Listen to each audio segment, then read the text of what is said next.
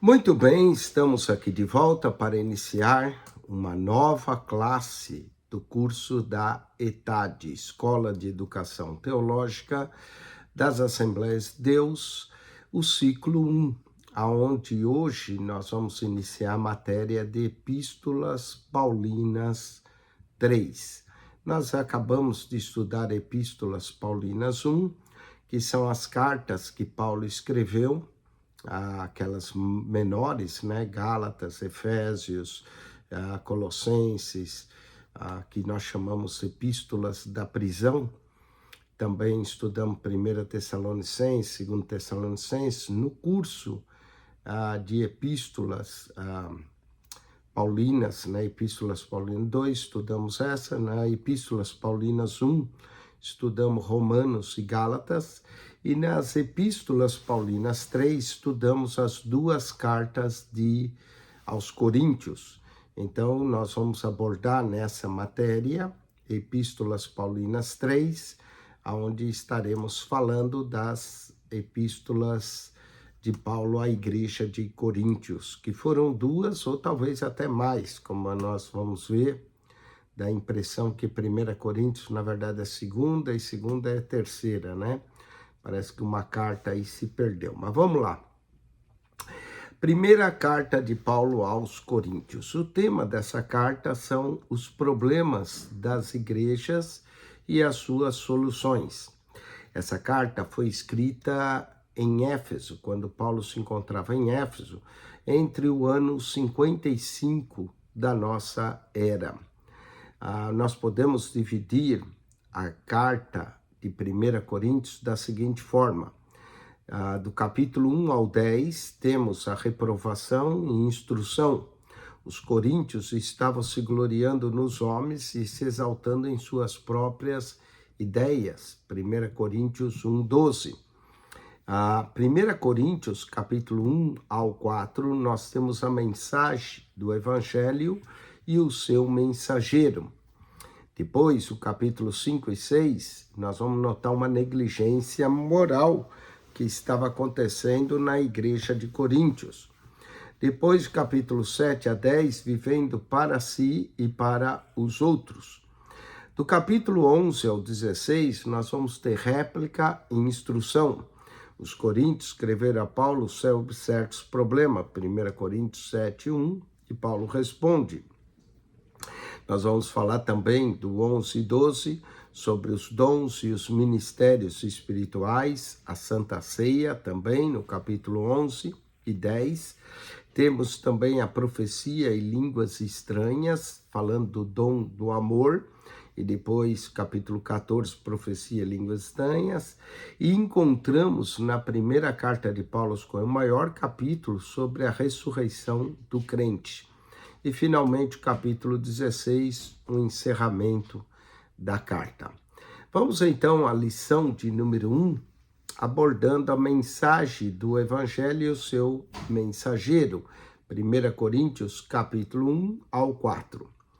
A lição 1 abrange os 4 primeiros capítulos da primeira epístola de Paulo aos Coríntios, e nela aprendemos alguns dos problemas da igreja de Coríntio, bem como a solução apresentada por Paulo.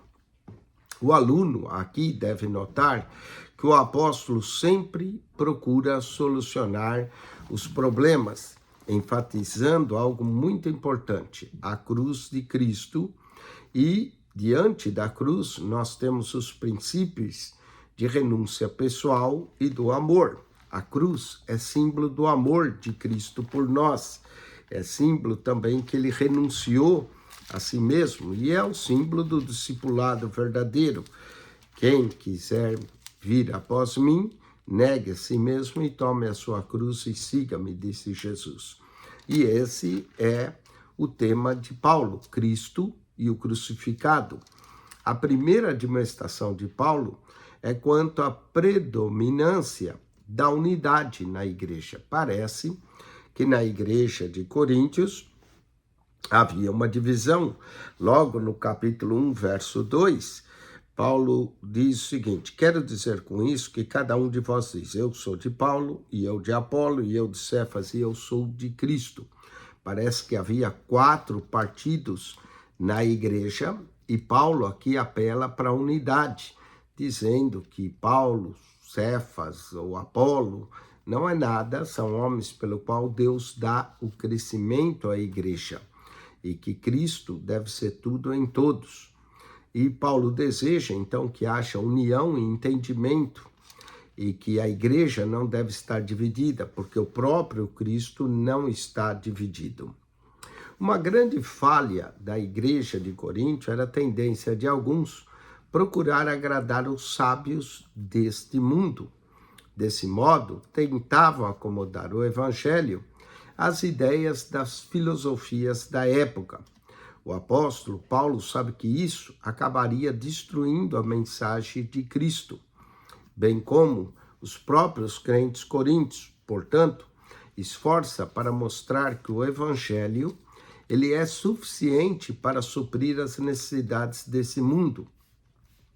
E tudo quanto Paulo tem usado em qualquer ocasião no estabelecimento do reino de Deus, ele prega nada mais do que Jesus Cristo e este crucificado. E esse é o tema da epístola do apóstolo Paulo. Nos capítulos 3 e 4 da primeira epístola aos Coríntios, Paulo trata do ministro do evangelho, discorrendo sobre ele como deve ser. Portanto, nessa lição, nós vamos abordar 8 textos. Primeiro, vamos à introdução à primeira epístola aos Coríntios. Segundo texto, abordaremos a atmosfera espiritual de Coríntio. No terceiro texto, a posição do crente quanto à graça de Deus. No quarto texto, abordaremos as facções, e já falamos dela, na igreja de Coríntios. No quinto texto, falaremos da sabedoria do mundo ante a sabedoria de Deus. Texto 6, continuaremos a sabedoria do mundo ante a sabedoria de Deus. E o 7 e o 8, o ministro do evangelho. Vamos ao texto 1 da nossa lição. A introdução à primeira epístola aos Coríntios. Vamos começar com a localização e comércio de Coríntio. A cidade de Coríntio fica a 64 quilômetros a sudoeste de Atenas, na península de Peloponeso. Coríntio tinha uma posição estratégica e privilegiada devido ao golfo de cada lado. Dessa maneira, ele tinha o domínio de 2 diferentes rotas marítimas de comércio, facilitando assim a troca de mercadorias provenientes da Ásia Menor à Itália. Então, a cidade de Coríntio, e há um mapa aí no vosso livro, você pode ver a região estratégica aí entre Coríntios, que fica entre o mar Egeu e o mar Adriático, que banha a costa leste da Itália, e o mar Egeu, que está entre a Ásia e a Grécia. Então, aqui, normalmente, os barcos atracavam em Coríntio. Hoje é um canal para os barcos passarem por ali, do mar Egeu para o mar Adriático, mas na época eles atracavam e tiravam as mercadorias e depois colocava do outro porto, já para o mar Adriático, na cidade de Coríntio. Coríntio era uma grande cidade. Falando dos habitantes, Coríntio na época era a 4ª maior cidade em todo o Império Romano. Na ocasião da visita de Paulo à cidade, tinha uma população de aproximadamente 650 mil habitantes, dos quais cerca de 450 mil eram escravos. Sendo Coríntio, então, um porto marítimo, muitas classes sociais e de diferentes nacionalidades misturavam-se ali. Havia uma minoria romana dominante, muitos gregos nativos e uma grande colônia de judeus também se encontrava na cidade de Coríntio. Pelas suas ruas viam-se aglomerações de viajantes, negociantes de quase todos os países conhecidos, sem contar a famosa agora o mercado que havia na cidade de Corinto. Quanto à moral e à religião, a vida social de Corinto revelava as características degradantes dessa cidade. Corinto era uma cidade corrupta. O termo corintianizar significa levar uma vida imoral, uma libertinagem desenfreada. A imoralidade de Corinto estava ligada à adoração da deusa Afrodite, que era a deusa do amor sensual. Havia na cidade de Corinto o templo de Afrodite. Afrodite em grego e em romano era a deusa Vênus, que tinha mais de 1000 prostitutas para a livre prática sexual dos visitantes do templo. Paulo vai combater também essa ideia, dizendo que o que se une com uma prostituta se torna uma só carne, e nós somos templo do Espírito Santo, e não podemos pegar o templo do Espírito Santo e unir-se a uma prostituta. A vida abrigava ainda templos de vários outros deuses. Tinha o templo também de Apolo, famoso, que tem até hoje as ruínas, tais como Atenas, não é? Também outra deusa adorada, o templo de Apolo, de Hermes, que é chamado Mercúrio, bem como o templo dos cultos pagãos estrangeiros. Portanto, cidade de Coríntios era uma bagunça em termos de deuses que se adorava. Em Corinto, o dinheiro corria livre em troca de prazeres pecaminosos por parte daqueles que para ali se dirigiam. Para tal fim, a permanência de Paulo em Corinto por mais de 1 ano e meio deu-lhe a oportunidade de observar a degradação corrente no paganismo e o seu pior aspecto. Vamos à origem. Paulo chega à cidade de Corinto cerca do ano 52 depois de Cristo. Enquanto morava ali, conheceu um casal, Áquila e Priscila, que tinham vindo da Itália, e ele pregava o evangelho primeiro aos judeus e depois aos gentios. Áquila e Priscila tinham também a mesma profissão de Paulo, fazedores de tendas, o que era bem na época, principalmente aquelas tendas que se armavam no mercado da cidade de Coríntios. Mais tarde, também Silas e Timóteo vieram ter com ele a Corinto, o que permitiu que Paulo dedicasse ao ministério em tempo integral na cidade. Podemos ler sobre o ministério de Paulo em Atos, capítulo 18, verso 1 ao 22.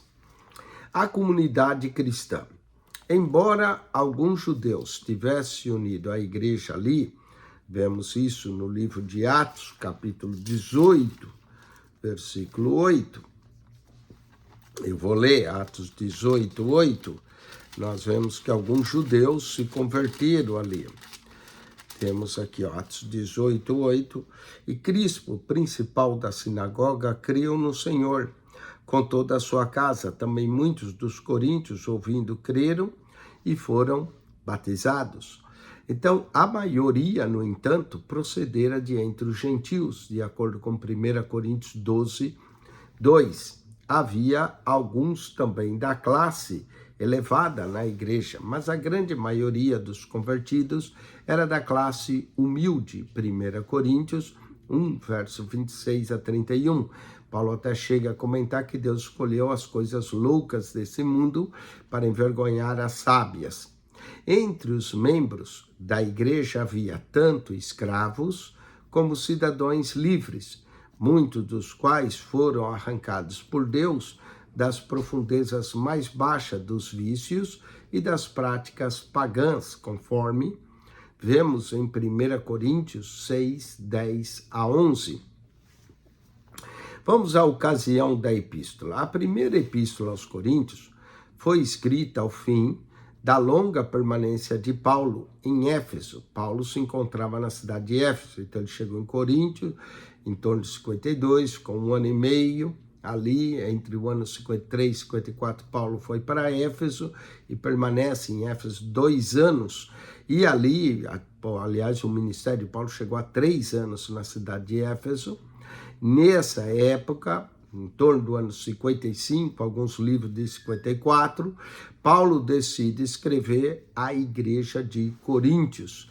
Após ele estar ausente dessa igreja, e entre os crentes de Coríntios havia, claro, alguns problemas. E no período de seu ministério em Éfeso, Paulo então recebe notícias perturbadoras acerca da má conduta dos convertidos de Coríntio. Havia então urgente necessidade de disciplina e de instrução.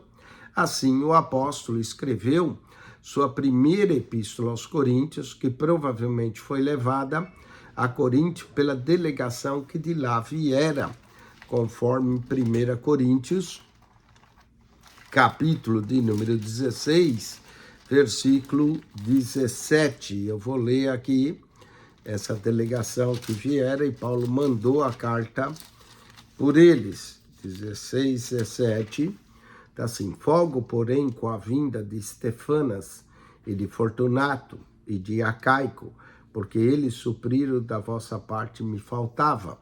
Então, Estefanas, Fortunato e Acaico tiveram com Paulo na cidade de Éfeso e parece que levaram alguma oferta da igreja de Coríntio para o apóstolo.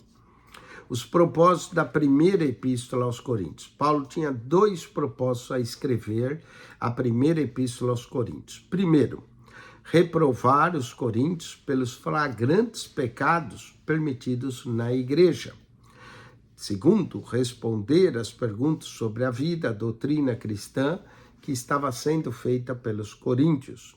E isso nós lemos em 1 Coríntios, capítulo 7, verso 1. Ora, quantas coisas que me escrevesses, parece que eles escreveram para Paulo, e Paulo então vai responder alguma dessas perguntas. Vamos ao valor dessa primeira epístola de Paulo aos Coríntios. Nenhuma outra carta no Novo Testamento trata tão energicamente dos problemas de uma igreja local quanto essa primeira epístola de Paulo aos Coríntios. À medida que estudamos, observemos facilmente que, embora algum dos problemas nela tratados fossem peculiares aos tempos do Novo Testamento, nem por isso os ensinos de Paulo deixam de ser aplicáveis a nós hoje. Muitos desses problemas são similares hoje. Há grupinhos na igreja, há divisão na igreja, há má entendimento quanto à ceia do Senhor. Tudo isso se aplica aqui. O mau uso, às vezes, dons. Então, a carta à igreja aos Coríntios continua atual, porque ela se aplica aos problemas também da igreja de hoje. A primeira epístola aos Coríntios não foi escrita somente, então, para a congregação de Coríntios, mas ela foi escrita para nós igualmente.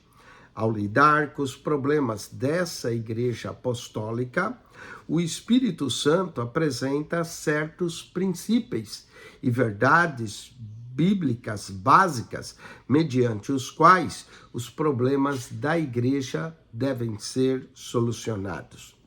O que devemos perguntar a nós mesmos é como posso aplicar à minha vida e à minha igreja esses princípios dados por Deus. E essa é a pergunta-chave aqui para esse primeiro texto.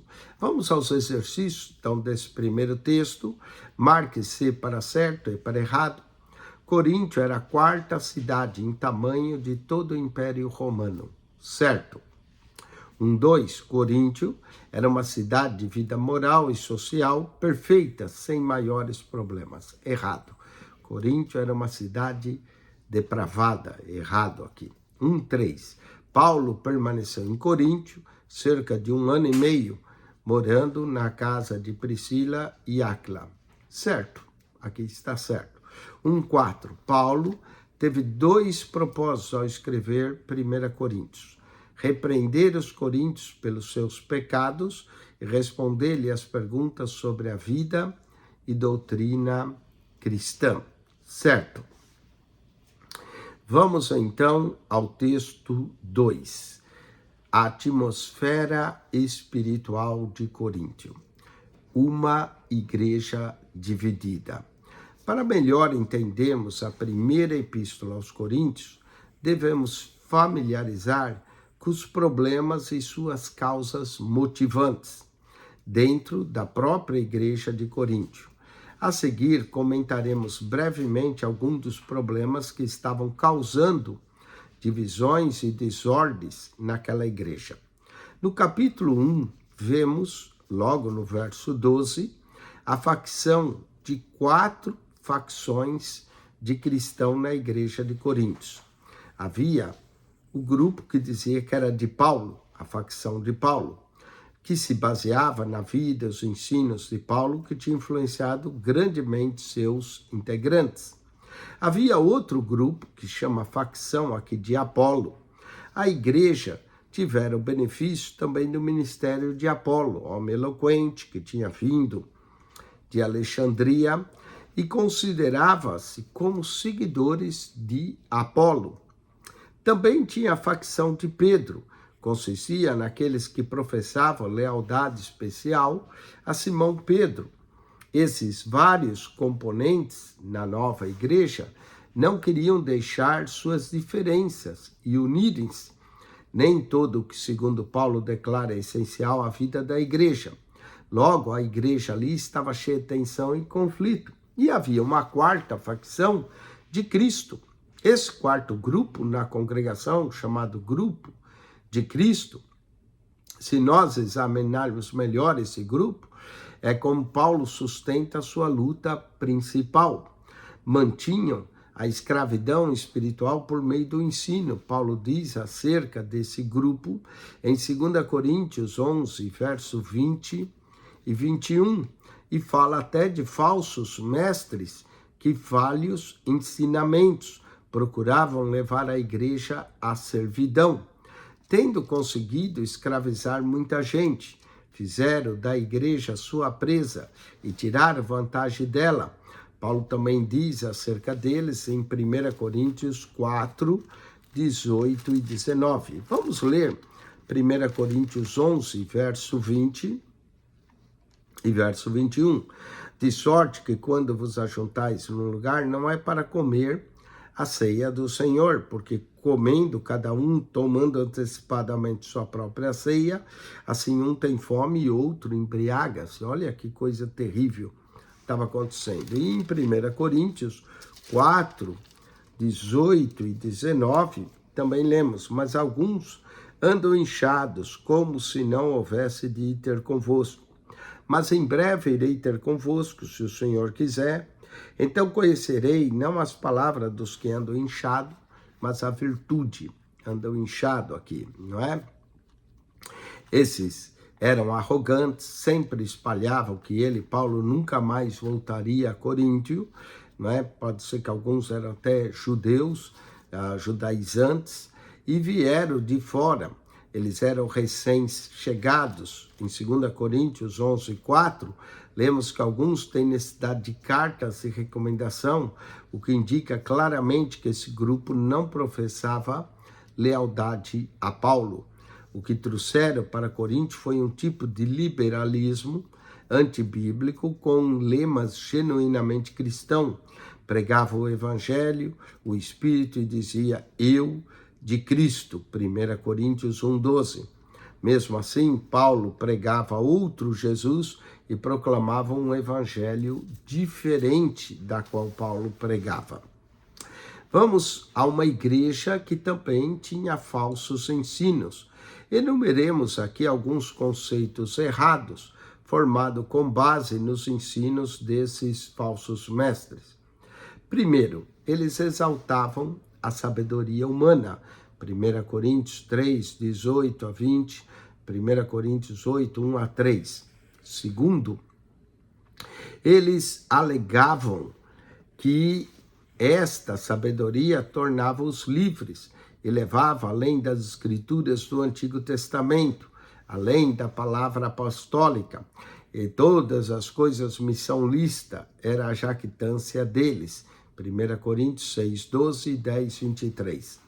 Terceiro, ensinava que esse conhecimento tomava os homens livres das exigências da moralidade, porque um homem não pode ter liberdade para viver com a esposa de seu pai, sua madrasta. A igreja de Coríntio, de maneira geral, não somente tolerava tal imoralidade, como era até mesmo arrogante, ensoberbecidos quanto a isso. 1 Coríntios 5:2. Quarto, os pregadores dessa nova liberdade não tinham interesse na conservação da pureza da igreja, nem chamavam os irmãos errados a prestarem conta dos seus atos. Ao contrário, havia litígio entre os crentes que eram levados a tribunais. 1 Coríntios 6, 1 a 11. Quinto, a liberdade pregada em Coríntio dava ao cristão a condição de associar-se a prostitutas. A lei que exigia a pureza sexual sendo colocada no mesmo nível da lei sobre alimentos puros e impuros. 1 Coríntios 6, 12 a 20. Quanto à pergunta, o cristão pode comer alimento que é oferecido aos ídolos? Esses novos mestres tinham uma resposta pronta e difícil. Todos somos senhores do saber. 1 Coríntios 8, 1. Isso significa que já o conhecimento dava liberdade entre todas as coisas que para eles eram lícitas, inclusive a carne de animais sacrificada aos ídolos. Em sua piedade egocêntrica, não considerava os danos que essa liberdade traria a outros irmãos. Vamos ao ponto 7. Essa liberdade também infectava a vida devocional da igreja. As mulheres estavam firmando sua liberdade recém-adquirida, comparecendo aos cultos sem o véu, que, segundo alguns estudiosos, nesse texto refere-se ao véu usado pelas mulheres à época como sinal de modéstia. Usá-lo significa que ela deveria ser respeitada. Era também símbolo de submissão ao marido. Sem o véu, ela não tem dignidade. 1 Coríntios 11, 3 a 8. Além disso, aqueles cultos de adoração eram caracterizados pela falta de amor e de solicitude para com as demais pessoas presentes. E esse fato se manifestava na hora da participação da ceia do Senhor, bem como do uso dos dons espirituais. 1 Coríntios 12. Parece também que aqueles homens de Cristo, alguns negavam a ressurreição física dos mortos. 1 Coríntios 15. Para eles, o espírito é que importava e não o corpo. Bom, diante de todos esses problemas, vamos às respostas de Paulo aos problemas de Corinto. As respostas de Paulo aos vários pecados daquela igreja têm um denominador comum. Primeiro, o poder unificador da cruz de Jesus Cristo, visto na sua expressão de abnegação por amor aos outros. Primeiro, enquanto os coríntios louvavam a Cristo só como doador da sabedoria e da verdadeira liberdade, Paulo o exalta como o Senhor da glória que foi crucificado por nós. Segundo, enquanto os coríntios esvaziavam a cruz do seu poder e relevância, 1 Coríntios 1,17, Paulo mostra resoluto a de nada mais saber a não ser da cruz e estabelece firmemente ela como centro da igreja. Enquanto os coríntios se jactavam de terem o Espírito e de promoverem uma espiritualidade que desconsiderava o corpo, Paulo interpreta o Espírito pela cruz, proclama que o Espírito Santo habita no corpo do crente e reivindica a consagração do corpo a Deus em 1 Coríntios 6,19. Enquanto os coríntios também se jactavam do conhecimento que torna os homens sábios segundo o mundo, 1 Coríntios 3,18, conhecimento que ensoberbece, 1 Coríntios 8:1, Paulo proclama que a sabedoria da cruz é um tropeço para o mundo, 1 Coríntios 2:6-13, e que a sabedoria da cruz humilha o homem, tanto o judeu quanto o grego, e o faz gloriar-se somente no Senhor. Quinto, enquanto os coríntios praticavam a liberdade, que desconsiderava toda a autoridade e exalta o eu e desconsidera o irmão, Paulo proclama a liberdade do cristão, sim, 1 Coríntios 3, 21-22, que sendo que esta liberdade está sujeita à lei de Cristo e tornando Paulo servo de todos os homens, a fim de que por todos os meios salvasse alguns. O apóstolo declara a liberdade como a libertação do pecado e do eu, ficando livre para servir ao próximo. 1 Coríntios 3, 21-22. Portanto, ninguém se glorie nos homens, porque tudo é vosso. Seja Paulo, seja Apolo, seja Cefas, seja o mundo, seja a vida, seja a morte, seja o presente, seja o futuro, tudo é vosso. E sexto, enquanto no uso dos dons espirituais, os coríntios estavam mais preocupados com a demonstração exterior do que com a edificação da igreja, Paulo aplica mais uma vez o princípio da cruz. Os dons espirituais devem ser exercidos através do amor, com o propósito de edificação e fortalecimento da igreja. Esses são os assuntos básicos decorrentes da situação de Coríntio. No decurso desse livro, entraremos em alguns pormenores que o apóstolo Paulo dá a esses assuntos. Vamos então aos exercícios desse texto 2.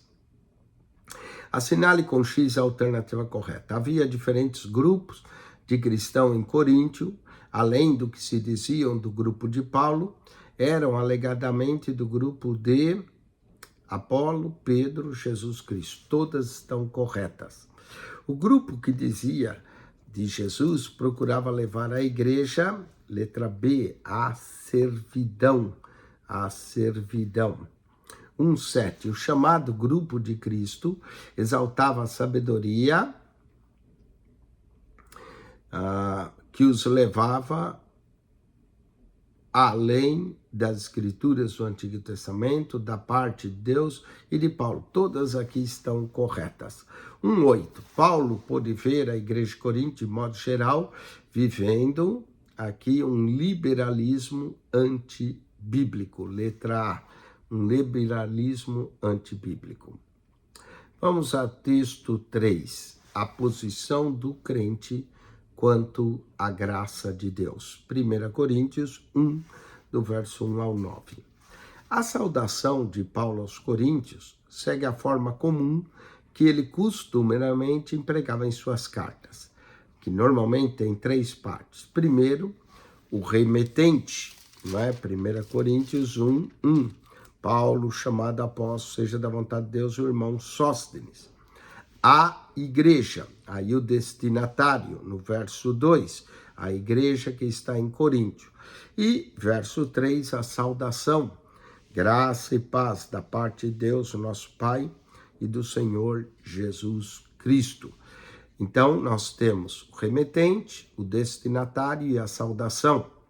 Além de identificar-se como autor, logo no verso 1, Paulo declara estar escrevendo como apóstolo de Jesus Cristo, chamado pela vontade de Deus.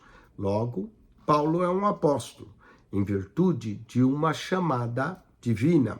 Seu ministério aos coríntios não se desenvolvera por mero acaso, mas sim pela vontade de Deus, conforme Atos 9, 15, 16. Nem todos os coríntios adotavam a atitude certa para com Paulo. Portanto, esse o faz lembrar, logo no início, na sua palavra, que viera como palavra da parte de Jesus Cristo, apóstolo de Jesus Cristo. Não era arrogância sua, mas sim uma defesa contra aqueles que consideravam Pedro, como apóstolo, por ter andado com Cristo, e desprezava a Paulo por não ter tido o mesmo privilégio. Quanto à saudação, a igreja de Deus que está em Coríntio, a palavra traduzida por igreja é eclésia, e é formada por duas palavras, ek, que é fora de, e clésia, o kalem, que é chamar, chamados para fora, empregado com exatidão. Essa palavra se aplica ao corpo de Cristo. Refere-se aos crentes que foram chamados das trevas e do mundo para formarem agora uma assembleia que pertence a Deus, cuja cabeça é Cristo e a igreja é o corpo de Cristo. A palavra eclésia ocorre 22 vezes em 1 Coríntios. Vamos à recomendação e ação de graças. Escrevendo com muita cautela, Paulo começa sua carta lembrando aos coríntios as bênçãos maravilhosas que tem em Cristo e faz uma lista dessas bênçãos em Cristo. Logo no verso 2, ele diz aos santificados em Cristo, isto é, separados por Deus para ser um povo santo, em virtude de sua união com Cristo, mediante a fé. Deus os santificou, seja, libertou-os do mundo impuro e reconciliou consigo mesmo, levando a terem comunhão com ele. Segundo, Paulo diz aos que invocam o nome de nosso Senhor Jesus Cristo. Verso 2, os coríntios tinham o privilégio de serem aqueles que oravam, invocando o nome de Cristo. Isso significa colocar nessa nova confiança de dirigirmos a Ele em adoração, oração e adoração. A oração, ela é parte tão vital da vida do cristão no Novo Testamento, que Paulo podia dizer que tratava de um povo que invocava o nome do Senhor. Vamos ao verso 3 agora e 4, a graça de Deus, graça e paz da parte de Deus. A graça pode ser definida como sendo o perdão imerecido que recebemos mediante Jesus Cristo. É somente através dessa graça que nos é dada que podemos cumprir a vontade de Deus em nossas vidas, conforme 1 Coríntios 15, versículo 10. Leiamos 1 Coríntios 15, 10. Diz assim, 1 Coríntios 15, verso 10. Mas pela graça sou o que sou, e a sua graça para comigo não foi vã. Antes trabalhei muito mais do que todos eles, todavia não eu, mas a graça de Deus que está comigo. Então, até para trabalhar na obra de Deus, nós precisamos da graça de Deus. Vamos aos dons de Deus, verso 5 ao 7. Paulo diz, porque em tudo fosse enriquecido nele, em toda palavra e em todo conhecimento, como foi o mesmo testemunho de Cristo, confirmando entre vós, de maneira que nenhum dom vos falta, esperando a manifestação do Senhor Jesus. Paulo aqui descreve sobre os dons e diz que a igreja de Coríntios nenhum faltava.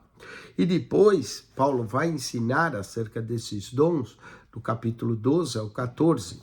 É evidente que os coríntios foram maravilhosamente abençoados com dons espirituais, especialmente os dons que trata da iniciação inspirada, conforme 1 Coríntios 14, 26. Mesmo assim, a despeito de todos esses dons, estava faltando o amor. Por isso, Paulo trata isso em 1 Coríntios 13, verso 1 ao 3, comparando os dons ao amor, sem o qual não podiam ser edificados.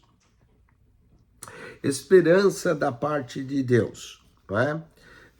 Verso 7 ao 9, o qual vos confirmará até o fim, para que sedes irrepreensíveis no dia de nosso Senhor Jesus Cristo. Fiel é Deus, pelo qual foste chamado, para a comunhão do seu Filho, Jesus Cristo, nosso Senhor. Nessa palavra, Paulo mostra a volta de Cristo. Três palavras são comumente empregadas no Novo Testamento grego para descrever a volta do Senhor. A mais frequente é a palavra parouxia, que significa vinda, chegada ou presença. A segunda palavra é epifaneia, que quer dizer aparecimento, geralmente traduzida pelo aparecimento ou manifestação. E a terceira é apocalipse, da qual deriva a palavra apocalipse, apocalíptico, que quer dizer revelação. Mediante esses termos descritos, os escritores do Novo Testamento declaram que a volta do nosso Senhor será um aparecimento visível, uma vinda pessoal e uma revelação gloriosa, conforme descrito aqui no verso de número 7. De maneira que nenhum dom vos falta, esperando a manifestação de nosso Senhor Jesus Cristo, que também pode ser aqui traduzido como esperando ou aguardando a revelação de nosso Senhor. Aqui a palavra revelação é apocalipsis. O Novo Testamento demonstra duas etapas na revelação de Cristo. Aquela que já ocorreu, através de sua vida, morte, ressurreição e ascensão, e aquela que ainda há de ocorrer, através de sua vinda em grande glória, no fim da presente era. A maioria dos crentes de Coríntios eram de pobres e escravos. Todos sofriam a perseguição da ímpia sociedade de Coríntio. Mesmo assim, a revelação em Cristo trouxera-lhes o conhecimento de Deus como Pai, e o perdão dos pecados, e a libertação do poder de Satanás, e a aceitação na comunhão da Igreja de Deus. Com fé e esperança, aguardavam a segunda vinda de Cristo, quando então teria lugar o sucesso final do Evangelho. No verso 8, Paulo encoraja-os dizendo que Cristo também vos confirmará até o fim para serdes irrepreensíveis, conforme diz Paulo noutra de suas cartas, renegados a impiedade e as paixões mundanas, de maneira que vivamos no presente século, sensata, justa e piedosamente. Tito 2:12. Como os coríntios estavam aguardando a vinda de Cristo, Paulo advertiu que fossem irrepreensíveis no dia de nosso Senhor Jesus Cristo. Vamos aos exercícios desse texto. Marque-se para certo e para errado. Paulo afirma que está escrevendo a primeira epístola aos Coríntios como apóstolo de Jesus Cristo, chamado pela vontade de Deus. Certo? 1:10, a despeito de terem sido abençoados com dons de Deus, faltava aos coríntios amor, o que lhes impediam de serem edificados. Certo também. 1:11, os coríntios estavam esperando a volta de Cristo, resultando no sucesso final de seu evangelho, certo? 1:12, como os coríntios estavam aguardando a volta de Cristo, Paulo os advertiu que fossem irrepreensíveis no dia do Senhor Jesus Cristo, certo? Então, todas aqui estão certas. Vamos agora ao texto 4 da nossa lição. Falemos das facções da igreja de Coríntios. Após essa saudação, introdução feita com Paulo, com muito tato, Paulo aqui aborda o problema dos pecados entre os crentes de Coríntios, tratando em primeiro lugar das divisões que havia dentro da igreja. A triste notícia entre os coríntios tinha chegado através da família de Cloé. Diziam que a causa principal dessas facções era favoritismo por certos líderes. 1:11. Porque a respeito de vós, irmãos meus, me foi comunicado pelos da família de Cloé que há contendas entre vós. Quero dizer com isso que cada um de vós diz: eu sou de Paulo, e eu de Apolo, e eu de Cefas, Cefas aqui é Pedro, e eu de Cristo. A exortação de Paulo em favor da união tem 3 aspectos no verso 10, onde ele diz: rogo-vos, pois, irmão, pelo nome de nosso Senhor Jesus Cristo, que digais toda uma mesma coisa, e que não haja em vós dissensões, antes sejam unidos em um mesmo sentido e um mesmo parecer. Aqui Paulo fala primeiramente, faleis todos a mesma coisa. Aqui Paulo conclama a todos uma harmonia, que pense e falem como um só corpo, ao invés de haver vozes divergentes. Em segundo lugar, que não haja entre vós divisões. Divisões em grego é esquimata, ou esquima, né? Esquima é uma rotura, rompimento em pedaços. E em terceiro lugar, exorta dizendo: sejais inteiramente unidos na mesma disposição mental, no mesmo parecer. Para a igreja ser verdadeiramente um só corpo, deve ser unida na maneira de pensar e de agir. Embora Paulo peça que vivam em união, não é mera harmonia o que ele deseja, pelo contrário, ele quer esclarecê-los acerca de várias questões que surgiram em Coríntios e das contradições que havia dessas questões. Vamos a elas. Conflitos semelhantes também ocorrem à igreja de hoje. Se o processo desses conflitos não for interrompido, o resultado será facções nas congregações e cujos efeitos serão altamente destrutivos e, por fim, a separação dos irmãos.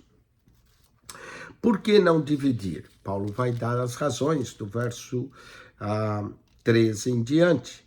Paulo começa com uma pergunta no verso 13. Está Cristo dividido? Foi Paulo crucificado por vós? Ou fosse vós batizados em nome de Paulo? Então vamos lá, por que não dividir? Primeiro, porque Cristo não está dividido. A divisão implica haver diferentes tipos de Cristo. Um Cristo de Paulo, um Cristo de Apolo, um Cristo de Pedro e além um simples Cristo sem identificação. A divisão é um ato absurdo entre cristãos verdadeiros. Cristo é um, absolutamente um e sempre um. Segundo, por que não dividir? Porque foi Cristo que morreu por nós e não foi um homem. Paulo está perguntando, foi Paulo crucificado em favor de vós? Fosse batizados em meu nome? Não é? Então, Paulo aqui faz as perguntas, mostrando e chamando o povo a própria ideia em si como é absurda. A crucificação é um ato redentor por excelência de Cristo, e não de Paulo ou de qualquer outro líder. O batismo também é realizado em nome de Cristo. Esse é o terceiro ponto. Somos batizados em nome de Cristo e não no nome de um homem, ainda que pode ser um homem que nos batizou, mas nós não somos batizados no nome desse homem, mas sim em nome de Cristo. Então não existe batismo diferente, isso é um batismo de Paulo, um de Apolo, outro de Pedro. Existe somente um batismo, o batismo em Cristo. Paulo continua dizendo que está contente ainda por não ter batizado muitas pessoas em Coríntios, para que a divisão não fosse ainda pior. É por isso que ele diz, dou graças a Deus, porque a nenhum de vós batizei, senão a Crispo e a Gaio, aqui, não é? Para que a divisão não fosse pior. Essa expressão não diminui o valor do batismo, tem por certo que os cristãos dali foram batizados. E ficamos cônscio baseados no erro de Coríntios, de que os homens continuam a inventar cristos para atender seus próprios caprichos religiosos. Ao invés do Cristo divino do Novo Testamento, eles inventam para si um Cristo que para eles já não nasceu de uma virgem, não ressuscitou dentre os mortos, nem é igual a Deus na sua essência. Esses são diferentes Cristo. Aprendamos também que Deus escolheu e usa diferentes tipos de pessoas. O povo de Deus precisa dos diferentes ministérios de obreiros diversos. E é a unidade do Espírito que buscamos, não uma unidade puramente humana e artificial. Devemos buscar, preservar e manter a unidade do Espírito no vínculo da paz. Efésios 4:3. Vamos então aos exercícios desse texto 4, que relaciona a coluna A de acordo com a B. Chegou a Paulo por meio da família de Cloé. O que chegou a Paulo por meio da família de Cloé? Letra B, a notícia das divisões na igreja de Corinto. 1,14, então letra B na 1,13. 1,14, propósito de Paulo apelar aos coríntios, que faleis todos a mesma coisa. Letra C, preservar a união. 1,15, não pode haver, pois Cristo não está dividido.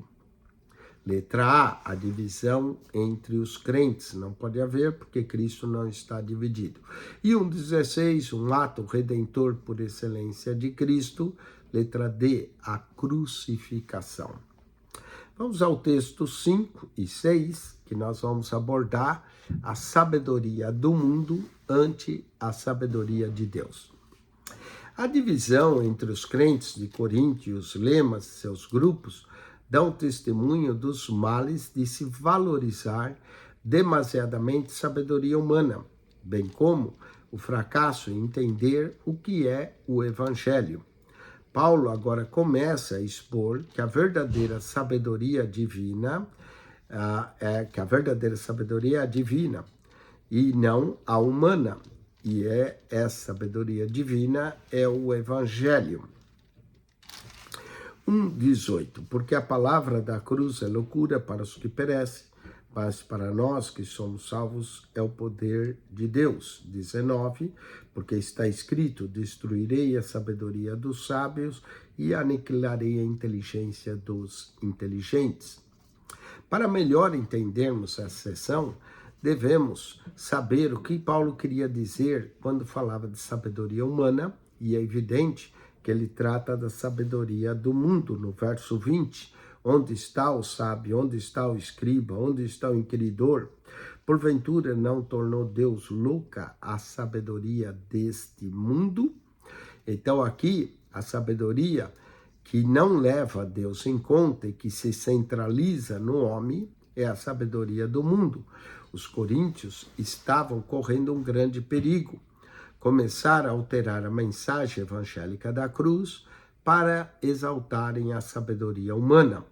Alguns já estavam querendo que os homens fossem anunciados em vez de anunciar o evangelho que Paulo proclamava. Eles queriam um evangelho de sabedoria, um evangelho da filosofia, um evangelho que encaixasse na orgulhosa erudição grega daqueles dias. A sabedoria humana na igreja odierna. Uma situação também semelhante existe hoje. Os pregadores modernos que aceitam as hipóteses, as especulações filosóficas, tais como o humanismo, ou mesmo o evolucionismo, ou até mesmo o liberalismo, não é? Ou o secularismo, sem questioná-los, colocam o evangelho dentro dessas filosofias. A mistura desse todo não é o evangelho, mas sim uma distorção da verdade. O evangelho de Cristo não deve ser de modo algum acomodado às filosofias, a sistemas, à ciência ou alguma forma de sabedoria humana. O sábio desse mundo, o intelectual e o cientista alega que o homem em si é bom e que o homem não precisa de expiação pelo sangue, nem do novo nascimento regenerador. O mundo diz evolução, não criação, e nada de frear todos os nossos maus desejos. Liberalismo. Faça tudo o que quiser, nada de disciplina, nada de pregar contra o pecado. Liberalismo. Mas a sabedoria de Deus manda disciplinar seus filhos, ser fiel aos votos do casamento, respeitar a autoridade e abandonar o pecado. Vamos à fraqueza da sabedoria humana. Os crentes de Corinto estavam misturando o evangelho com a sabedoria do mundo. Não entendiam a mensagem do verdadeiro evangelho. Paulo, então, passa a mostrar a diferença entre a sabedoria do mundo e a sabedoria de Deus. Através de 7 evidências, ele demonstra que o evangelho é tudo quanto precisamos ter como a mensagem de Deus para a salvação. Vamos a esses 7 pontos. Primeiro, a comissão de Paulo. Verso 17. Porque Cristo enviou-me não para batizar, mas para evangelizar. Não em sabedoria de palavras, para que a cruz de Cristo não se faça vã. Paulo foi enviado para pregar unicamente o evangelho, não o evangelho misturado com as filosofias dos homens. E Paulo foi fiel à sua vocação, entregava a mensagem sem nada acrescentar. A totalidade de sua pregação se fundamentava nas Escrituras e de modo algum na especulação humana. Sabia muito bem que a mistura da sabedoria humana com o Evangelho faz com que se torne ineficaz, ou kenos, igual a vazio, sem realidade ou substância em si. Vamos à experiência pessoal, e aqui no verso 18. Porque a palavra da cruz é loucura para os que perecem, mas para nós que somos salvos é o poder de Deus. Os coríntios tinham experimentado em suas vidas o poder de Deus, o poder do evangelho. O evangelho que Paulo pregava era o evangelho da cruz de Cristo. Paulo descreve a pregação da cruz como sendo um poder que de fato opera. Para aqueles que crêem, ele é o poder de Deus.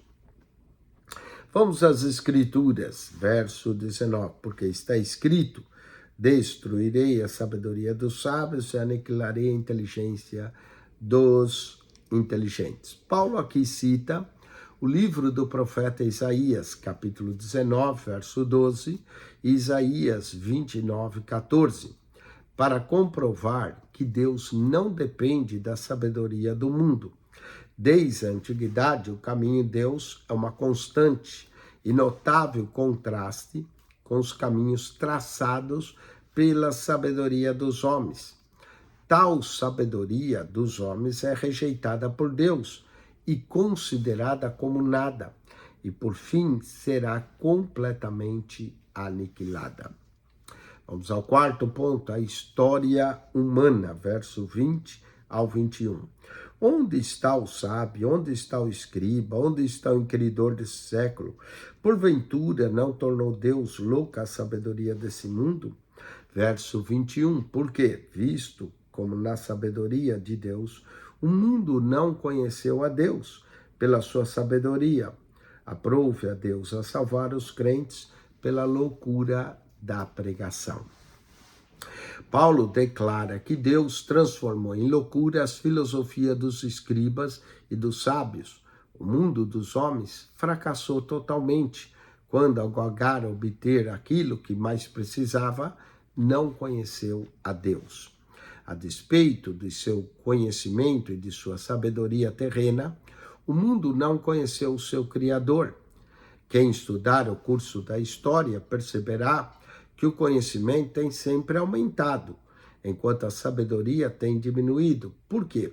Porque os homens aplicaram a astuta sabedoria humana procurando descobrir a verdade.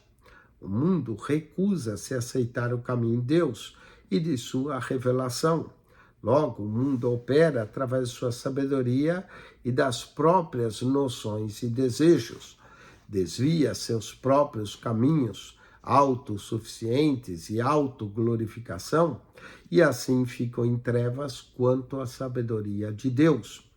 Muitos astrônomos, cientistas e professores declaram que ainda não acharam Deus.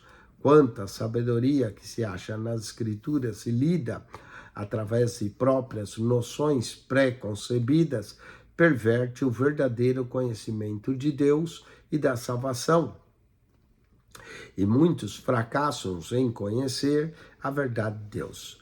O que fez Deus quando tornou estúta a sabedoria do mundo? Uma coisa muito simples, tão simples que é loucura para o mundo. Deus veio salvar os homens por meio de um Salvador crucificado.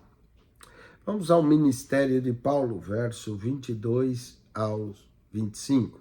Porque os judeus pedem sinal, os gregos buscam sabedoria, mas nós pregamos a Cristo crucificado, que é escândalo para os judeus, loucura para os gregos. Mas para os que são chamados, tanto judeus como gregos, lhe pregamos a Cristo, poder de Deus e sabedoria de Deus. A sabedoria de Deus é Cristo, porque a loucura de Deus é mais sábia que os homens, e a fraqueza de Deus é mais forte que os homens. Paulo aqui pregou a judeus, a gregos, a gentios igualmente. Sabe que os judeus procuravam sinal para forçá-los a crer, e que os gregos procuravam sabedoria e cultura intelectual. Mas assim Paulo declara que ele pregara somente a Cristo e esse crucificado, embora sabia que isso é contrário ao que o povo esperava. Quando um judeu queria um sinal e um grego a sabedoria, ambos aceitam a mensagem. Então vem a ser ela o poder de Deus e a sabedoria de Deus. Como poder de Deus, Cristo salva onde o mundo não pode salvar. Salva do pecado, salva de Satanás, salva da morte. Como sabedoria de Deus, Cristo salva onde o sistema dos sábios, segundo o mundo, fracassaram. Vamos ao 6º ponto, ao chamamento dos coríntios, verso 26 a 29. Porque vede, irmãos, a vossa vocação, que não são muitos sábios segundo a carne, nem muitos poderosos, nem muitos nobres que são chamados. Se Deus precisasse da sabedoria e da glória dos homens, diz Paulo que chamou a vós. Paulo comprova o que disse ao lembrar os seus leitores que eles são que não são segundo os padrões do mundo. Note as 5 fileiras do exército do evangelho: os estultos, os fracos, os humildes, os desprezados e os pobres. Isso não é porque Deus não tem outra escolha, mas esses que Deus prefere. Você estava pensando que é fraco demais para o serviço e testemunho cristão? Você é justamente a pessoa que Deus quer. Desta maneira, Deus é exaltado, porque aqui é excluída toda jactância humana, e toda glória humana, e toda fortaleza humana, e toda glória, toda força fica vindo sendo de Cristo. E por último, versos 30 e 31. Mas vós sois dele, em Jesus Cristo, o qual para nós foi feito por Deus sabedoria e justiça e santificação e redenção. Então, Cristo é sabedoria, justiça, santificação e redenção, para que está escrito: aquele que se glorie, glorie no Senhor. Esse é o 7º ponto, a suficiência de Cristo. Todo verdadeiro crente está em Cristo Jesus, e ele está em todo verdadeiro crente. Isso é tudo que o crente necessita, Cristo. O cristão talvez seja considerado estúpido, fraco, desprezado nesse mundo, mas tem a cruz, a sua força. Oculto dentro dele estão a presença toda vitoriosa de Cristo e o poder do Espírito Santo. Cristo é tudo para nós. Cristo é sabedoria para os estultos, é poder para os fracos, é sabedoria e justiça e santificação e redenção para os humildes, para os desprezados, para os que não têm. Aquele, portanto, que se glorie, glorie no Senhor. Vamos aos exercícios desse texto. Ao mencionar a sabedoria humana, Paulo estava se referindo à sabedoria desse mundo, a sabedoria que não leva a Deus em conta, e a sabedoria que centraliza no homem. Todas estão corretas. 1,17.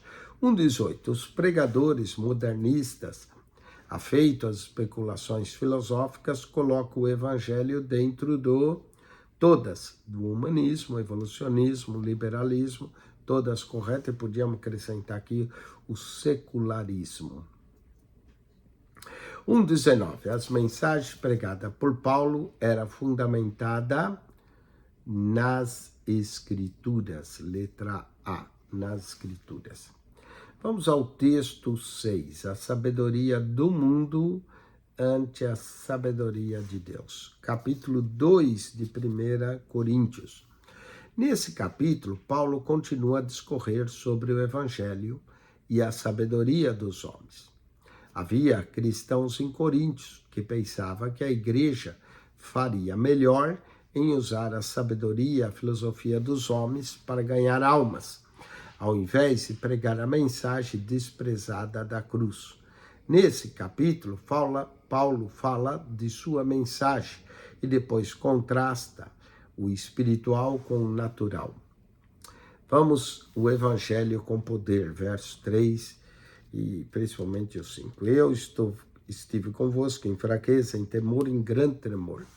Verso 4, a minha palavra e a minha pregação não consistiram em palavras de persuasiva sabedoria humana, mas em demonstração do Espírito e do poder, para que a vossa fé não se apoie à sabedoria dos homens, mas no poder de Deus. Aqui tem 3 características da pregação, quando Paulo veio a Corinto pela primeira vez. 1. Paulo resolveu não falar nem pensar em nada mais senão em Jesus Cristo e esse crucificado. A pessoa e obra de Cristo prefaziam a essência do evangelho inteiro. O apóstolo prega a mensagem de Cristo crucificado, que é escândalo para os judeus e loucura para os gregos. 2, foi em fraqueza, temor e grande tremor que estive entre vós. Verso 3, Paulo ensina que a única mensagem para o mundo é Cristo e o único poder eficaz é o do Espírito Santo. As palavras de Paulo nos estarrecem: fraqueza, temor, tremor. Paulo estava enfrentando a perspectiva de evangelizar a cidade perversa de Coríntio, tendo deliberadamente resolvido não acrescentar à sua mensagem a sabedoria humana dos gregos. Sentiu que estava desprovido de armas, com consequência experimentou a consciência de suas limitações humanas e um senso de insuficiência, que resultou até uma espécie de tremor físico. Foi porque Paulo chegara ao fim de sua própria capacidade que o Espírito Santo pôde realmente usá-lo. 3, a seguir, a pregação de Paulo foi seguida de resultados positivos. Quaisquer que tenham sido as desvantagens humanas de Paulo, sempre acontecia algo quando ele pregava. Ele não dependia de persuasão de palavras ou de sabedoria humana. Deus o capacitou a falar em demonstração do Espírito e de poder. A mensagem de Paulo movia as pessoas à fé salvadora, movia seus ouvintes à confiança no Cristo crucificado e à obediência a Ele. O Evangelho como sabedoria espiritual, versos 6 a 8. Todavia falamos sabedoria entre os perfeitos, não porém a sabedoria nesse mundo, nem dos príncipes desse mundo que se aniquilam, mas falamos a sabedoria de Deus, oculta em mistério, a qual Deus ordenou antes dos séculos para a nossa glória, a qual nenhum dos príncipes desse mundo conheceu. porque se conhecesse, nunca crucificaria o Senhor da glória. Aqui, Paulo está mostrando que a fé cristã dispensa o intelecto. O apóstolo contraria essa ideia a ressaltar que o evangelho realmente contém sabedoria, mas somente sabedoria espiritual. Esta é a sabedoria que é ensinada aos maduros na fé. É importante que os mestres proclamem a salvação aos perdidos, mas também é importante que ensine a sabedoria de Deus àqueles que estão amadurecendo na fé. Não é possível edificar uma igreja forte somente pregando a salvação pela fé e parando por aí. É preciso também o ensino do plano e da sabedoria de Deus conforme revelado nas Escrituras. Paulo aqui também vai nos mostrar agora que há dois espíritos operando hoje no mundo. O espírito deste mundo. Verso 12. 1 Coríntios, corrija aí, diz 1, 9 a 13, mas na verdade é 1 Coríntios 2, verso 9 a 13. Verso 12. Mas nós não recebemos o espírito do mundo, mas o espírito que provém de Deus, para que pudéssemos conhecer o que nos é dado gratuitamente por Deus. O espírito desse mundo, Satanás, é o mau espírito que atua no mundo, Efésios 2, 1 a 4. Ele organizou esse mundo sob um sistema que se opõe à sabedoria e às coisas de Deus. Note que os grandes centros de cultura hoje não querem saber da Bíblia, rejeitam a divindade de Cristo e também rejeitam a necessidade de salvação. Verso 12, Espírito de Deus. O crente não recebeu o Espírito do mundo, mas o Espírito de Deus. Paulo declara que os mistérios maravilhosos de Deus são para aqueles que o amam. Eles podem ser entendidos pelo crente mediante a revelação do Espírito e a sua iluminação. Aquilo que o cristão recebe por ser passado adiante aos outros, mediante o ministério do ensino, empregando as palavras que o Espírito lhes concede. Note que o Espírito nos ensina mediante palavras, verso 13, as quais também falamos, não com palavras de sabedoria humana, mas com as que o Espírito Santo ensina, comparando as coisas espirituais com as espirituais. O apóstolo recebeu da parte de Deus a verdade que pregava e revestiu-se de uma linguagem que era dada pelo Espírito Santo. Logo, temos a inspiração verbal da Bíblia, ou confiamos na palavra de Deus, ensinada pelo Espírito de Deus, ou nas palavras dos homens, ensinada pelos homens no mundo. Dois tipos de homem hoje no mundo. 1 Coríntios 2, versos 14 e 16. Nós temos o homem natural, verso 14. Esse homem natural, ora, o homem natural não compreende as coisas do Espírito de Deus, porque lhe parece loucura, e não pode entendê-las porque elas discernem espiritualmente. Esse homem é o não salvo, o homem que pertence ao mundo e que tem simpatia pelo mundo. Ele rejeita a sabedoria divina, ele não é espiritual, é carnal, não aceita as coisas de Deus. O homem natural, as coisas de Deus lhe parecem astutas e absurdas. Na realidade, Paulo declara que o homem natural não pode entendê-las. Assim como um cego não pode ver a luz do sol, esse homem não pode enxergar a radiância do sol da justiça. Não vê também a terrível ira de Deus pelo pecado. Não pode ver o amor de Deus que lhe é oferecido mediante a cruz. Não pode conhecer as coisas do Espírito, porque elas se discernem espiritualmente. A pessoa tem que nascer do Espírito para poder entender as coisas espirituais. Vamos ao outro tipo de homem. O homem espiritual, versos 15 e 16. Mas o que é espiritual discerne bem tudo, e ele de ninguém é discernido. Porque quem conheceu a mente do Senhor para que possa instruí-lo? Mas nós temos a mente de Cristo. Esse é o crente que é controlado pelo Espírito. O homem espiritual é o oposto exato do homem natural.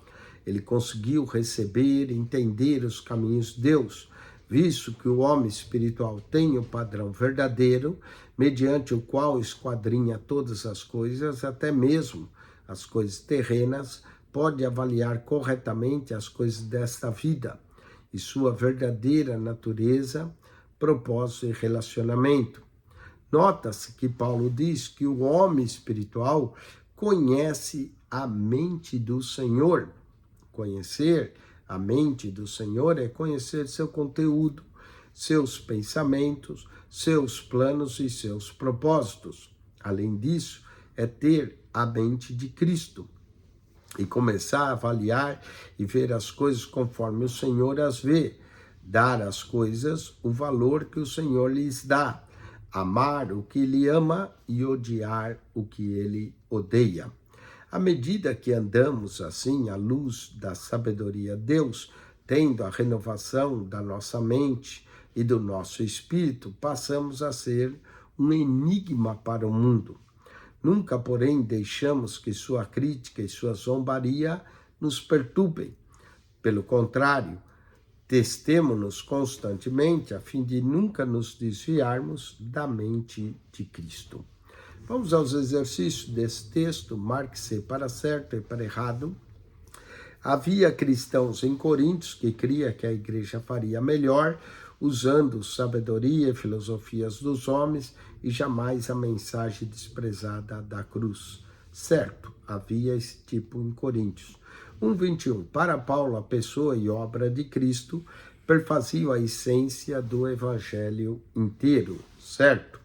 1:22, Paulo sentiu que precisava muito da sabedoria humana para que pudesse pregar com eficácia. Errado. 1:23, homem espiritual é aquele controlado pelo Espírito. Certo. Vamos agora ao texto 7, o ministro do Evangelho. 1 Coríntios 3. Nos capítulos 3 e 4, Paulo trata do ministério do Evangelho. Diz-nos o que é ser um ministro do Evangelho e como a igreja deve considerá-lo. Nesses 2 capítulos, Paulo dá 6 retratos do servo de Cristo. Dá 3 no capítulo 3 e outros 3 no capítulo 4. Vamos lá. Servos do Senhor para os outros. Paulo relembra aos coríntios que ele e de outras igrejas são, em primeiro lugar, diaconai. Ele diz aqui, pois quem é Paulo e quem é Apolo, senão ministros pelos quais crestes. A palavra aqui é diaconai, que pode ser traduzida como servos do Senhor. Esse conhecimento deriva de ter que exaltasse os homens do modo como estavam fazendo. Paulo aqui se chama de servos, que na nossa Bíblia traduziu como ministros, tem em mente o serviço que prestou em Coríntios, servira fielmente aos coríntios. Apesar de bem servidos por Paulo, eles agora estavam agindo como homem do mundo, como criancinhas em Cristo. Paulo não podia dar a eles alimento sólido, mas somente leite para beber. O alimento sólido fala de uma exposição plena de Cristo crucificado. Paulo os faz lembrar no verso 5 que, visto serem Paulo e Apolo somente ministros do Senhor, qualquer diferença no serviço que esses dois prestavam aos coríntios dependiam do plano de Deus. O verdadeiro pastor deve ser um servo, deve ter a mente de servo, conforme Filipenses 2:5, e está disposto a colocar Cristo e outras pessoas em primeiro lugar. Nem sempre é fácil fazer assim. Devemos orar pelos nossos líderes espirituais para que Deus lhes dê graça e força para serem genuínos servos daqueles a quem serve. Outra frase que Paulo usa, cooperador na semeadura. Paulo diz que um obreiro é tão necessário quanto o outro e que cada um faz aquilo que foi atribuído por Deus. Porém, quanto a Deus, ele faz aquilo que nenhum homem poderia fazer. Cuidou do crescimento, os homens são meramente seus auxiliares. Paulo declara que ele plantou, que Apolo regou e que quem deu o crescimento foi Deus. E Paulo declara que há diferença entre os homens. Alguns, porém, a totalidade do seu coração no trabalho para Deus. Alguns têm tarefas mais difíceis a realizar, maiores fardos a suportar, e alguns são preguiçosos, desanimados no seu ministério. Daí surge a diferença. Paulo também menciona acerca de recompensas, galardões que receberão, e as recompensas serão diferentes. Essas recompensas devem ser a preocupação dos coríntios. Aprendemos que uma vez para sempre, que depender de líderes é estultúcia. Aprendemos a dar valor à dádiva divina. Esses servos humanos dotados por Deus à igreja, sem idolatrá-los, é tão trágico quando tratamos pastores, evangelistas e ensinadores bíblicos da mesma, que o povo do mundo trata atletas e astros de cinema. Esses ministros são apenas cooperadores de Deus. E além disso, que Deus nos livre de termos ministros, sermos levados pelos aplausos da congregação. Deus também nos preserve de termos ciúmes uns dos outros, pois quem é que faz sobressair? E que tens tu que não tenha recebido, de acordo com 1 Coríntios 4, 7. E que tens tu que não tenha recebido, não é? Paulo também menciona um construtor do templo de Deus. 1 Coríntios 3, 10 a 23. A igreja é comparada a um templo, e o ministro, o pastor, é comparado a um construtor, cuja responsabilidade é de conservar o material do templo em ótimo estado. Paulo foi o construtor que Deus empregou para lançar o fundamento do trabalho em Coríntio. Aquele fundamento era Cristo, conforme ele descreve, porque ninguém pode pôr outro fundamento além do que já está posto, o qual é Jesus Cristo, 1 Coríntios 3, 11. Então, Cristo é o fundamento. Paulo, porém, adverte que todo homem ocupado na construção deve ter muito cuidado como está fazendo e descreve 3 tipos de obreiro que positivo ou negativamente estão envolvidos com a obra de Deus. Verso 14, o sábio construtor. Se a obra de alguém edificou, nessa parte permanece, receberá galardão. O sábio construtor emprega materiais como ouro, prata e pedras preciosas. Tratam-se de materiais duráveis e não sujeitos a combustão. O contrário seria a madeira, o feno e a palha. Os 3 materiais duráveis, ouro, prata e pedras preciosas, representam a fidelidade, o empenho e o amor com que alguém faz o trabalho para Deus. Além disso, representa o modo geral pelo qual o obreiro ensina a sã doutrina. O ministro espiritual exerce seu ministério sobre sacrifício, oração, jejum e honestidade, dependendo do Espírito Santo. Seu alvo primário será glorificar a Cristo e salvar as almas da perdição. O ensino certo e o obreiro certo colocarão nas mentes e no coração dos homens coisas que produzirão resultados permanentes. Vamos ao construtor insensato, negligente. O construtor negligente usa madeira, feno e palha. Não está assim construindo para a glória de Deus. Está mais interessado numa multidão do que em cristãos profundamente espirituais. Não testa a vida dos homens para ver se realmente nasceram de novo. simplesmente os aceita como membros da igreja e assim consegue estatísticas maiores. Talvez seja magnífico no púlpito, mas não ensina ao povo a palavra de Deus. Uma igreja assim será muito fraca. Aquilo que tal construtor ensina não se baseia na palavra de Deus, mas em suas próprias ideias, de pau ou apenas feno, ou ainda palha. Sua obra consome-se no fogo, porque não há nela qualquer realidade divina. Trabalho desse tipo é rejeitado por Deus. Sobre tal construtor, diz Paulo, sofrerá ele dano, mas tudo aquilo que dedicou sua vida será repentinamente aniquilado.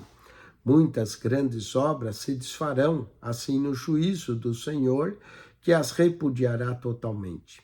Muitos construtores orgulhosos, aclamados pelos homens enquanto vivia e honrados no seu enterro, ficarão envergonhados quando a totalidade de sua obra se tornar em nada ao teste do fogo.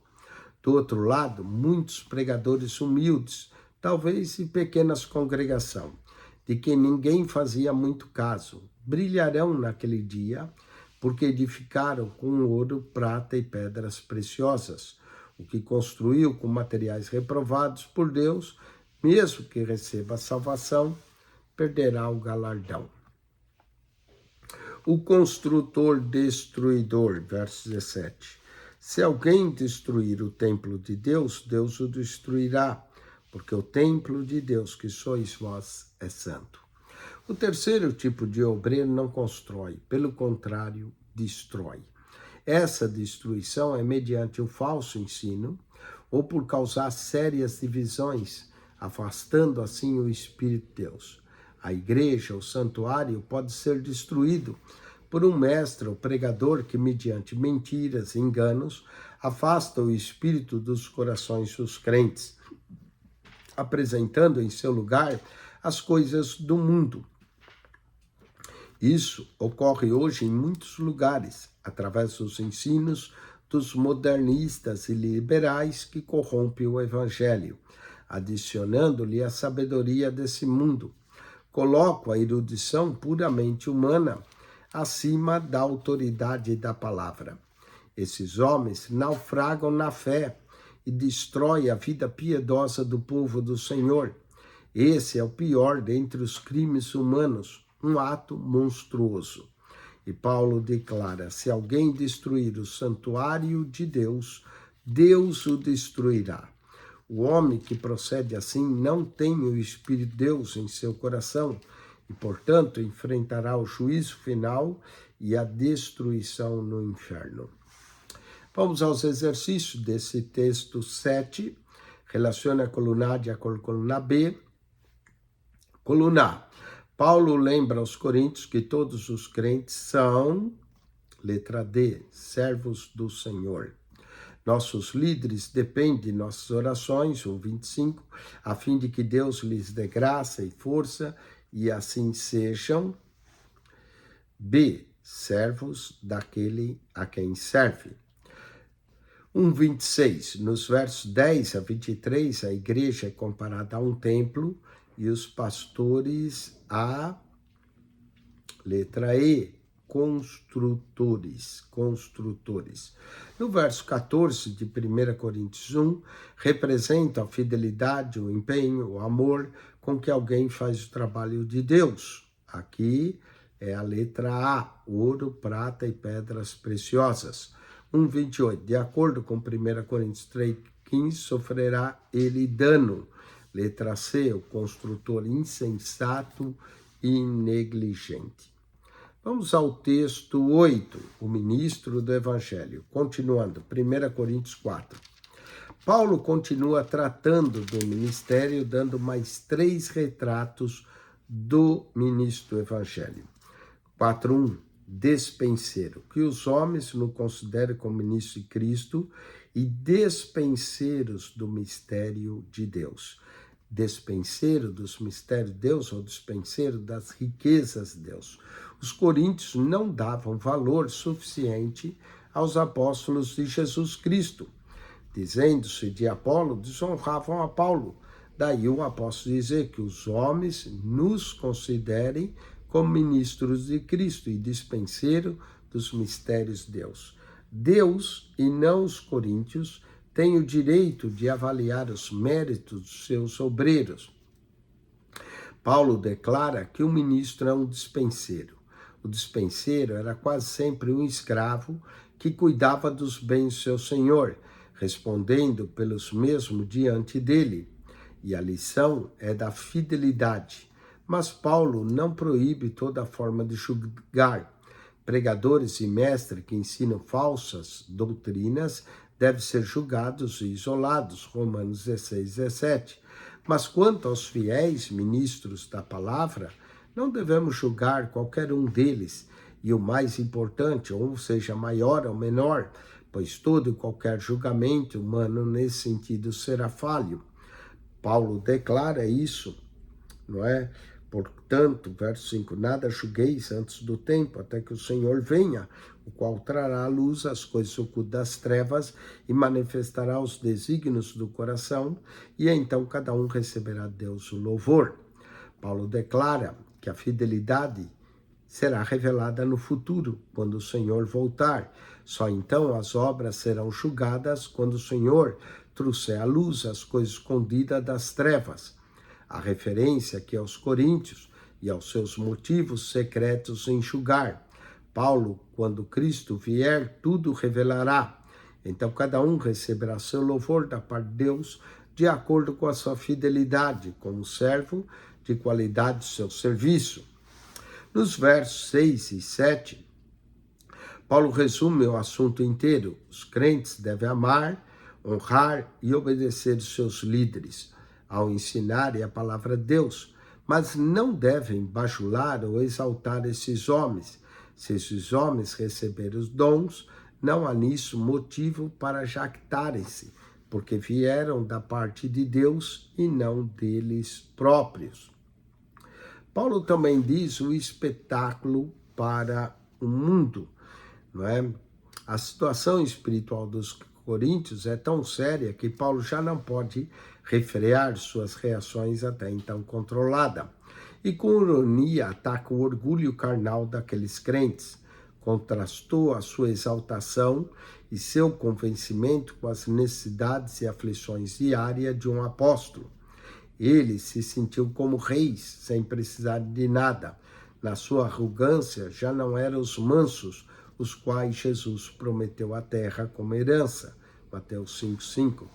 Qual deve ser a condição de um verdadeiro servo de Deus? Paulo começa a explicar no verso 9. Porque tenho para mim que Deus a nós, apóstolos, nos pôs por últimos, como condenados à morte, pois fomos feitos espetáculo ao mundo, aos anjos e aos homens. Ele compara a condição dos apóstolos a de homens sentenciados à morte, certamente referindo-se aos condenados no anfiteatro, um espetáculo aos olhos do céu e da terra.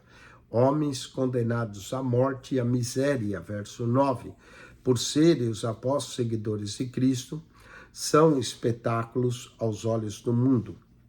E esse sofrimento lembra até a contínua e presente hora. Até a presente hora, sofremos fome e sede, estando nus, recebemos bofetada e não temos pousada certa.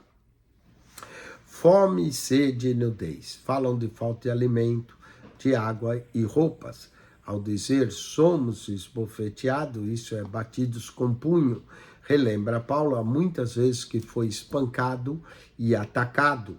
Não temos morada certa, refere-se às viagens constantes, e nos afadigamos, significa trabalho com as próprias mãos. Trabalhar assim, pregar ao mesmo tempo, é sempre coisa difícil. A mesma atitude do coração de Paulo deve existir nos servos de Cristo de nossos dias. Se alguém não está disposto a enfrentar a oposição, sofrer danos por causa da verdade, suportar privações, carências e aflições, então não é digno da vocação de ministro de Deus. É muito fácil acomodar aos padrões do mundo, ao invés de pedir o caminho da cruz, isso é, o caminho palmilhado por Jesus e pela qual nos chama. Muitos homens gostariam de ter o ministério e a influência tidos pelo apóstolo Paulo, mas poucos estão dispostos a sofrer e a pagar o preço daquele ministério. Verso 15 ao 21. O amor de pai. O verdadeiro ministro deve ter amor de pai para com o rebanho que lhe foi confiado. O apóstolo Paulo tinha essa virtude. Foi ele quem levou o evangelho aos coríntios, empenhou e conduzi-los a Cristo, nutriu como um pai faz a seus filhos. Também, assim como o pai deve ser um modelo para os filhos imitarem, assim foi Paulo para os seus convertidos. Verso 17. Paulo ainda diz que mandou Timóteo, que é meu filho amado e fiel no Senhor, o qual vos lembrará os meus caminhos em Cristo por toda parte, ensino em cada igreja. A história nos informa que não deram ouvido ao jovem Timóteo, portanto foi necessário também Tito ir a Corinto.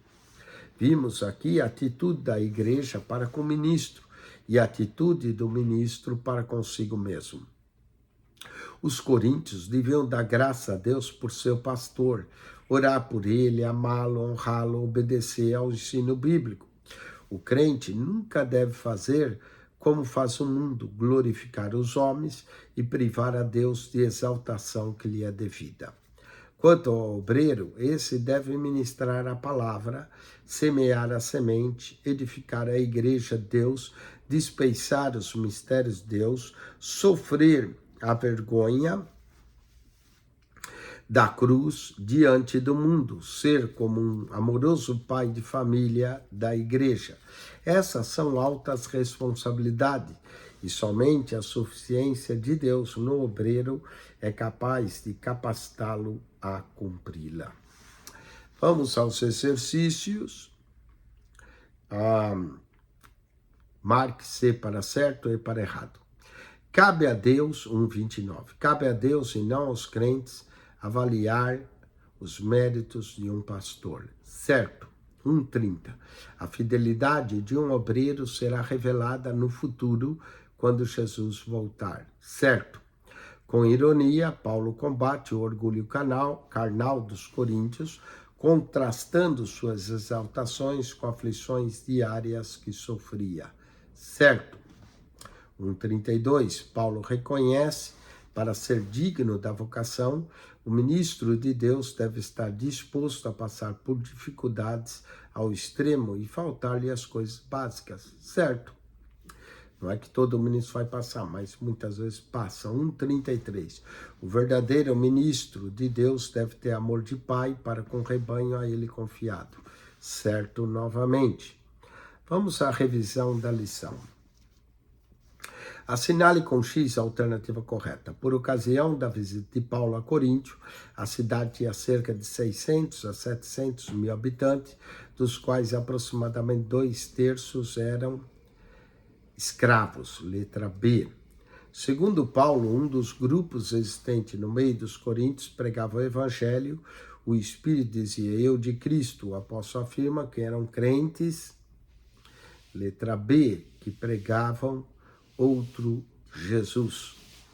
1:36, além de ser definido como perdão imerecido, a graça ainda pode ser definida como todas, não é? Justiça divina, favor especial aos pobres, o desejo e o poder para fazer a vontade de Deus. Todas estão corretas. 1:37, exortação de Paulo em favor da união cristã, que falassem todos a mesma coisa, que não houvesse divisão, fossem inteiramente unidos no pensar e no agir. Todas estão corretas, 1:37. 1:38, Paulo pregava que o evangelho dele era da cruz de Cristo, letra B. 1:39, o crente que é controlado pelo Espírito Santo é um homem, letra A, espiritual. 1:40, Paulo servia fielmente aos coríntios e esses estavam agindo Letra C, como homens do mundo. Com isso, concluímos mais uma lição, lição 1, um pouco longa, por causa de 8 textos, não é? Mas a lição 2 vai ser um pouco mais curta. Tire agora o aluno um pequeno intervalo, tome uma água, vá ao quarto de banho, beba um café e volte daqui 10, 15 minutos para a lição 2 das Epístolas Paulinas 3 do curso da ETAD. Se você não é aluno, gostaria de ser, entre em contato conosco, podemos lhe dar acesso ao material didático, que é a plataforma digital da ETAD, acesso ao WhatsApp do aluno para que você faça a prova, porque eu não posso te dar um certificado só de assistir aula. Mas se você assiste aula só para ganhar conhecimento, não está interessado no certificado, continue. As aulas estão abertas no canal do YouTube. E acione o nosso canal para outras aulas. PR Eugênio Piacentini, o canal da Bíblia. PR Eugênio Piacentini, o canal da Bíblia. Divulgue esse canal. Deus te abençoe em Cristo Jesus. Amém e amém.